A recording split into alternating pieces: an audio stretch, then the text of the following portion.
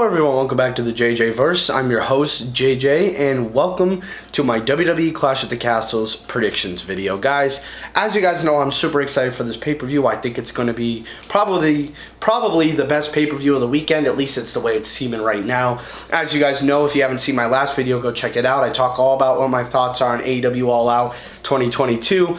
How I feel that it's not very exciting this year, and I feel like it's being overshadowed by Clash at the Castle. But if you'd like to hear a little bit more about my opinions on the pay-per-view, definitely go check out the last video. It's a pretty good video in my opinion, and I think you guys would enjoy it very much. But anyways, let's get into these predictions. We're going to start off with Bianca Belair, Alexa Bliss, and Asuka versus Bayley, Dakota Kai, and Io Sky. I think that match is going to be a banger. Now, I will say, I want to give my thoughts on something that happened on Raw. I think Triple H made his first misstep. I don't think that Aaliyah and Raquel Rodriguez should have walked out as champions. I felt like that was Dakota Kai's and Io Sky's night. I felt like that was their moment.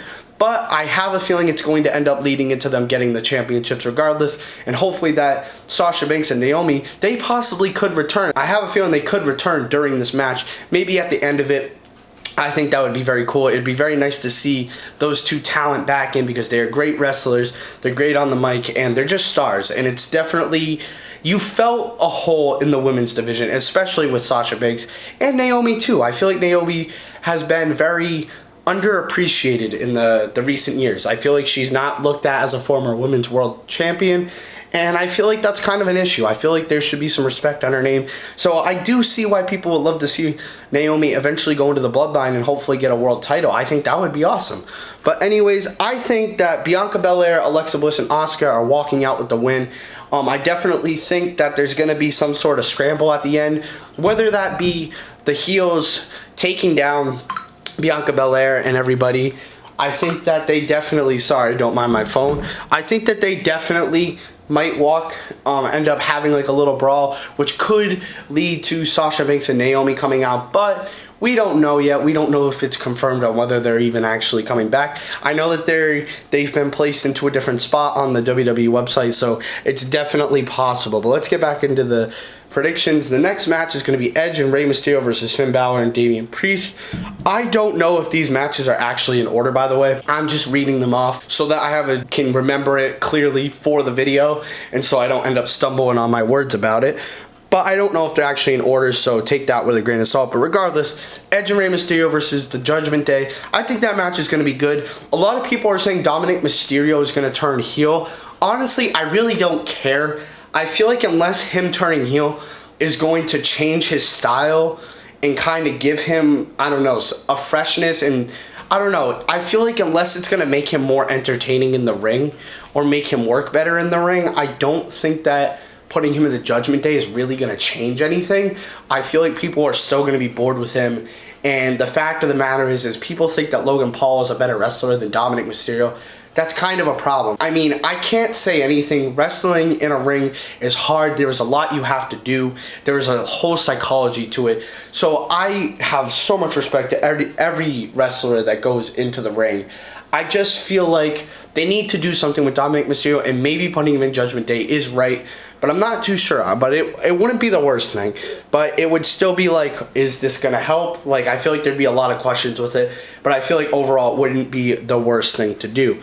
The next match is the Intercontinental Championship match. Let's go. The Intercontinental Championship is finally being defended on a pay-per-view. Let's go. That is a huge W. Gunther versus Sheamus. And this is a hard one. I want to say this too. I would love to see Sheamus come out to his old theme song. That song is an absolute banger. Triple H, hashtag bring Sheamus' old theme song back. Same with Drew McIntyre, but I have a feeling that one's actually going to happen at Clash of the Castle. But I have a feeling the Sheamus one is not going to happen. But it would be awesome seeing they're in the UK and they're back home. But anyways, I really think that this is going to be a good match. I think it's going to be a long match. I think it's going to be a very just hard-hitting match between the two, and I think it's going to be an awesome match. But I do think that they're going to keep the title on Gunther. As much as it would be awesome to see Sheamus win the title, become the Ultimate Grand Slam champion, and go and continue to make the Intercontinental Championship more prestigious, I just don't think that it's in the cards or in the plan. And I really think that Triple H is going to keep the title on Gunther, build him to be one of the most dominant people, and then once he drops the title, I think Gunther is going to become a world champion. I think that it's kind of writes itself, and I think Gunther is the perfect man to really bring back the fact of the Intercontinental Champion means you're next up for the World Championship. I think that would be awesome. But anyways, the next match is the SmackDown Women's Championship match of Liv Morgan versus Shayna Baszler. This one is predictable, but also unpredictable at the same time because we don't know what's going to happen. I think the fact of the matter is I think they really want to do Liv versus Ronda after this, and so I really think they're going to keep the title on Liv. I just hope that since they did the little YouTube channel video of Liv training with Matt Riddle, I hope that they kind of give her like just a more strong feel. I don't want her to barely get by. If they're going to keep the title on her, and I think that this is what everyone wanted from the beginning when people wanted Liv to win the women's championship, is I think they really wanted her to be like an actual legit champion and not someone who's just barely getting by in the title defenses. And I think if she barely gets by in this one, the fans are going to turn on her. I think that no one's really going to back her anymore. No one's really going to take her seriously. So I really hope that if she does get the win, it's legit and not some bullshit ending, because I feel like that's going to turn the fans on her and she's not going to end up being the star that she could have been, and then she's going to lose the title and she's going to go back into limbo. I can totally see that happening, and I don't want to see that happening because I feel like as an audience we all fought and backed Liv for so long and we wanted her to become champion, and I feel like it's just been kind of a disappointment. But we will see what happens. I think it will be a good match regardless, and I do see Liv Morgan walking out as champion. Now we got Matt Riddle versus Seth freaking Rollins. I am so excited for this match. The way that the build for this match has been presented, I think this match is going to steal the show. Probably match of the night. I'm going to say it right now. It would be super cool. I think it's going to be a super cool match, and I just really love the way they build it. They've given it like an Attitude Era or early Ruthless Aggression kind of feel in the build. It's felt real. It's felt personal. And the drive and the passion behind both stars is just there. And you can feel it, and there's chemistry there. I think that match is going to be a really, really good match. I have a feeling Seth Rollins is going to walk out with the W. He has been losing a lot, and I've been seeing around that a lot of people want Seth Rollins to actually come out as like the winner and move on to eventually face off for a world championship. And I totally agree. I think that that is the move, because I don't think Riddle is going to lose anything if he loses, because I mean at the same time Riddle could really use the win, but I feel like in terms of Seth Rollins, he's been losing a lot, and I feel like it's his time to really begin to work his way back to the world title picture, because I feel like it has been far too long, and I think it would be cool. I feel like Seth Rollins may win, and he may even beat down Riddle at the end. And if Randy was back, that would be super cool. I feel like that would be an awesome moment. Just there's the beatdown happening, and Randy's music just hits, and the crowd pops. That would be fucking one of the biggest pops, I feel like, because everyone loves Randy, everyone misses Randy. That would be super cool, but I don't think Randy is cleared to compete. I don't think he'll be coming back, unfortunately, but I do think Seth Rollins, regardless, is walking out with the W. And now, finally, WWE Universal Championship, Roman Reigns versus Drew McIntyre, and this is a big match. This is a big match for multiple reasons. This match is the first time, the way they've built Drew has really led people to question, is Roman walking out as champion still? And if so, is he going to walk out with both titles, or is there going to be some sort of clause where it was secretly for one title? Because, you know, Paul Heyman, he be doing shit like that. I can see it happening. I can see Drew walking out with both or one title.